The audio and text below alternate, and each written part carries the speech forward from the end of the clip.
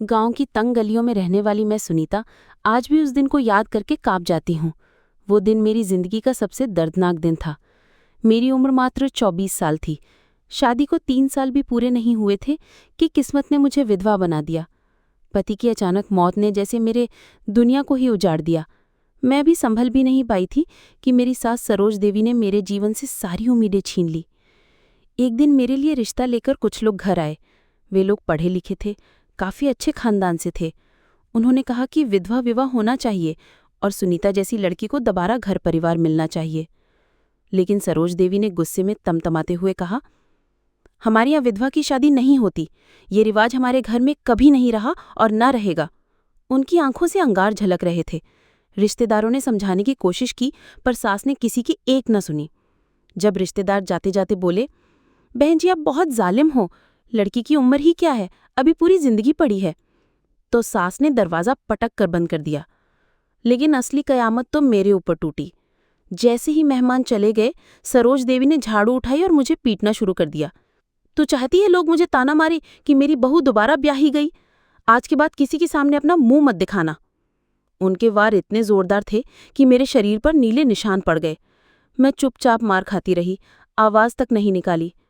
दिल ही दिल में बस यही सोच रही थी, क्या सच में मेरी जिंदगी अब ऐसे ही बीतेगी, दूसरों की नजरों से छिपकर? उस रात में देर तक रोती रही। तकिए पर आंसुओं के धब्बे रह गए। दिन हफ्तों में बदलते गए। मैं घर में होते हुए भी घर की परछाई बन चुकी थी। घर में हर कोई मुझसे काम तो कराता, पर बात करना जैसे गुनाह समझता। मेरी हंसी, मेरी ख्वाहिशें सब जैसे कहीं दफन हो गई। मेरी सास का सारा ध्यान अपनी बेटी पूजा पर था। पूजा जवान थी, पढ़ी लिखी थी और सुंदर भी। उसकी शादी के लिए सरोज देवी ने अमीर खानदान खोज निकाला था। घर में हलचल मची हुई थी। शादी की तैयारियों में हर कोई मगन था। सजावट, गहने, कपड़े, सब कुछ जैसे शाही अंदाज में हो रहा था। मैं बस खामोशी से सारे काम करती रही। मुझे किसी ने बारात में शामिल होने तक की इजाज़त नहीं दी थी। शादी से 2 दिन पहले की बात है। मैं ड्राइंग रूम की सफाई कर रही थी। खिड़की से आती धूप कमरे को चमका रही थी। तभी दरवाज़ा खुला और अंदर आए अभिषेक मेहरा, पूजा के होने वाले दूल्हे।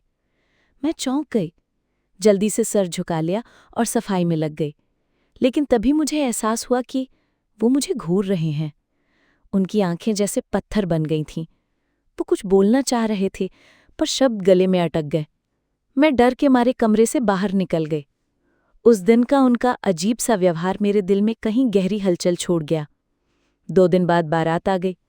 घर में ढोल नगाड़े बज रहे थे, रिश्तेदार नाच रहे थे, हर तरफ खुशियों का माहौल था। मैं एक कोने में चुपचाप बैठी थी। मेरे लिए तो ये दिन और भी भारी था, क्योंकि मुझे अपने ही घर में छुपाकर रखा गया था। लेकिन अचानक सब बदल गया। अभिषेक मंच पर बैठा था।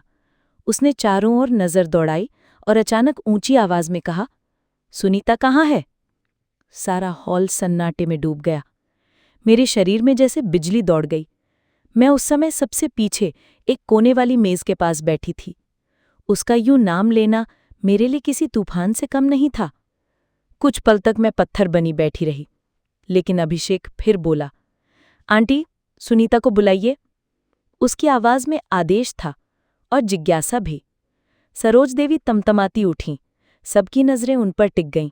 वो गुस्से से मेरे पास आईं और दांत पीसते हुए बोली, चल, अब वही बुला रहा है। मेरे पांव कांप रहे थे, जैसे किसी ने जमीन खींच ली हो। मैं धीरे धीरे स्टेज की ओर बढ़ी। सिर झुका हुआ था, दिल की धड़कनें कानों में गूंज रही थीं। मुझे साफ महसूस हो रहा था कि वहां मौजूद हर आंख मुझ पर ही टिकी हुई है। लोग सरगोशियों में कह रहे थे, ये कौन है? दूल्हा इसे क्यों बुला रहा है? कुछ की निगाहों में जिज्ञासा थी, कुछ में शक और कुछ में ताना। मैं कांपते कदमों से अभिषेक के सामने पहुंची। अभिषेक ने मेरी तरफ देखकर मुस्कुराते हुए कहा, यही है सुनीता। पूरा हॉल गूंज उठा। लोग एक दूसरे को देखने लगे। मेरे लिए तो ये पल सांस रोक देने वाला था। आखिर ये सब क्यों हो रहा है? अभिषेक मुझे इस तरह सबके सामने क्यों बुला रहा है? क्या कोई पुराना रिश्ता है? क्या कोई ऐसा सच है जिसे अब तक मैंने छुपाया है? दिल सवालों से भर गया, मगर जवाब कहीं नहीं था। पूरा हॉल सन्नाटे में डूबा था। हर किसी की नजरें अब मेरे और अभिषेक पर टिकी थीं। मैं शर्म और डर से कांप रही थी। मेरे होंठ सूख चुके थे और दिल जैसे बाहर निकल आने को था। अभिषेक मंच पर खड़ा हो चुका था। उसने हाथ उठाकर सबको शांत होने का इशारा किया और फिर बोला, आप सब सोच रहे होंगे कि मैंने दुल्हन को छोड़कर इस लड़की को क्यों बुलाया, लेकिन सच यही है कि मेरी नज़र में यही मेरी दुल्हन है, सुनीता। उसके शब्द जैसे बिजली बनकर गिरे। सरोज देवी चीख उठी, चुप रहो, तुम्हें होश है? तुम क्या कह रहे हो? ये मेरी विधवा बहू है। इसकी शादी तो क्या, ये हमारे घर का मुंह भी काला कर चुकी है। उनकी बात सुनकर रिश्तेदारों में खुसुर-पुसुर शुरू हो गई। कहीं हैरानी, कहीं ताना, तो कहीं सहानुभूति। मैं फटी आंखों से अभिषेक को देख रही थी। आखिर ये कर क्या रहा है? पूजा की शादी के दिन मुझे इस तरह सबके सामने क्यों ला रहा है? अभिषेक ने मेरी ओर देखा और दृढ़ स्वर में कहा, आंटी, अगर आप सबको सच्चाई नहीं बताएंगी तो मैं खुद बताता हूं। सारे हॉल में सन्नाटा और गहरा हो गया। 5 साल पहले जब मैं दिल्ली की यूनिवर्सिटी में पढ़ रहा था, तब मेरी मुलाकात सुनीता से हुई थी। मेरी सांस अटक गई। क्या ये अभिषेक वही है? उसने आगे कहा, हम दोनों एक दूसरे को चाहते थे। हमारी दोस्ती कब मोहब्बत में बदल गई पता ही नहीं चला। हमने शादी करने की कसम खाई थी, लेकिन किस्मत देखिए, उसके घर वालों ने दबाव डालकर उसकी शादी कहीं और कर दी और मुझे लगा कि मैंने उसे हमेशा के लिए खो दिया। लोग अब जोर जोर से बातें करने लगे, अरे ये तो बड़ा घपला हो गया। तो क्या ये रिश्ता पहले से था? फिर तो पूजा के साथ धोखा हुआ। पूजा की आंखें आंसुओं से भर गईं। वो अपनी माँ की ओर देख रही थी, जैसे पूछ रही हो, ये सब क्या हो रहा है? मेरे मन में पुरानी यादें कौंध गईं। हाँ, सच यही था। मैं और अभिषेक एक दूसरे से प्यार करते थे, लेकिन घर वालों ने मेरी जिंदगी अपनी मर्जी से तय कर दी। मुझे लगा कि अभिषेक अब मुझे भूल चुका होगा, लेकिन आज इतने सालों बाद वो मेरे सामने खड़ा था और उसी हक से मेरा नाम ले रहा था। सरोज देवी तमतमाते हुए बोली, ये सब झूठ है। ये लड़का हमारी इज्जत मिट्टी में मिलाना चाहता है। ये विधवा बहू इसके लिए बहाना है। शादी पूजा से होगी और किसी से नहीं। उन्होंने जबरदस्ती मुझे मंच से नीचे खींचने की कोशिश की, लेकिन अभिषेक ने मेरा हाथ थाम लिया। नहीं आंटी, अब ये आपकी नहीं, मेरी जिम्मेदारी है। जिस लड़की से मैंने प्यार किया, उसे मैं आज सबके सामने अपना नाम दूंगा। कुछ रिश्तेदार आगे बढ़े और बोले, अरे लड़के, तू पागल हो गया है क्या? शादी तो इस घर की बेटी से तय हुई थी, तू अचानक बहू को क्यों पकड़ बैठा? कोई कहने लगा, ये तो पूरे खानदान की इज्जत का सवाल है। लेकिन अभिषेक अडिग खड़ा रहा। उसकी आंखों में एक अजीब सा आत्मविश्वास था। इसी बीच पूजा उठ खड़ी हुई। उसकी आंखें लाल हो चुकी थी, लेकिन आवाज में ठहराव था। माँ, अगर ये सुनीता दीदी से प्यार करता है और उनके लिए सबके सामने खड़ा हो सकता है, तो मैं इसकी जिंदगी में जबरदस्ती नहीं आना चाहती। उसकी ये बात सुनकर पूरा माहौल हिल गया। लोग दंग रह गए। सरोज देवी ने गुस्से से बेटी को घूरा, तू चुप रह, तुझे कुछ समझ नहीं। लेकिन पूजा बोली, नहीं माँ, मैं सब समझती हूँ। जिस औरत को आपने सालों से अपमानित किया, उसी को आज उसका हक मिल रहा है। मैं उस हक के बीच में नहीं आऊंगी। मेरे पैरों तले जमीन खिसक चुकी थी। मैं समझ नहीं पा रही थी कि ये सब सपना है या हकीकत। क्या सच में कोई मेरे लिए इस तरह सबके सामने खड़ा हो सकता है? आंसू मेरी आंखों से बहने लगे, लेकिन ये आंसू दर्द के नहीं बल्कि उम्मीद के थे। लेकिन सरोज देवी इतनी आसानी से हार मानने वाली नहीं थी। वो चीखते हुए बोली, नहीं, ये शादी नहीं होगी।